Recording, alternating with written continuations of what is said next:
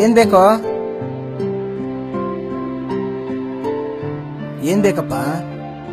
ಹೊಟ್ಟೆ ಹಸಿದೆ ಇರೋ ಮಾತ್ರೆ ಕೊಡ್ತೀರಾ?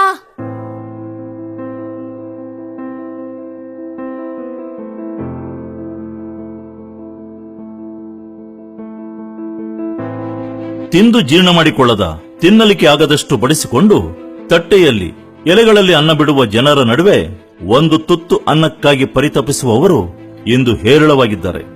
ನಾವು ಒಂದು ತುತ್ತು ಅನ್ನ ಬೆಳೆಯಲು 1 ವರ್ಷ ಬೇಕು. ಆದರೆ ಅದೇ ಅನ್ನವನ್ನು ಪೋಲು ಮಾಡಿದರೆ ಪ್ರತಿಯೊಂದು ಅನ್ನದಾಗಳಿಗೂ ಗೌರವ ಸಿಗಲಿ, ಅದು ಹಸಿದವರ ಹೊಟ್ಟೆ ಸೇರಲಿ, ಅವರ ಹಸಿವು ತಣಿಯಲಿ. ಆದರೆ ಅದೇ ಅನ್ನ ಕಸದ ತೊಟ್ಟಿ ಚರಂಡಿಗಳ ಪಾಲಾಗದಿರಲಿ. ಏನಂತೀರಿ? ಬನ್ನಿ, ಒಂದು ಸಂಕಲ್ಪ ಮಾಡೋಣ. ನಾವು ನಮಗೆ ಎಷ್ಟು ಬೇಕೋ ಅಷ್ಟನ್ನೇ ಬಡಿಸಿಕೊಳ್ಳೋಣ. ಮನೆಯಲ್ಲಿ ಒಂದು ತುತ್ತು ಅನ್ನ ಉಳಿದರೆ ಅವುಗಳನ್ನು ಹಸಿದವರಿಗೆ ನೀಡೋಣ. ಇದು ನಾವು ಮನೆಯಿಂದಲೇ ಮಾಡುವ ದೇಶ ಸೇವೆ ಎನಿಸುತ್ತದೆ.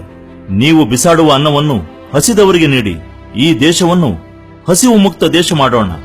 ನಮ್ಮ ದೇಶವನ್ನು ಸ್ವಾವಲಂಬಿಯಾಗಿಸೋಣ.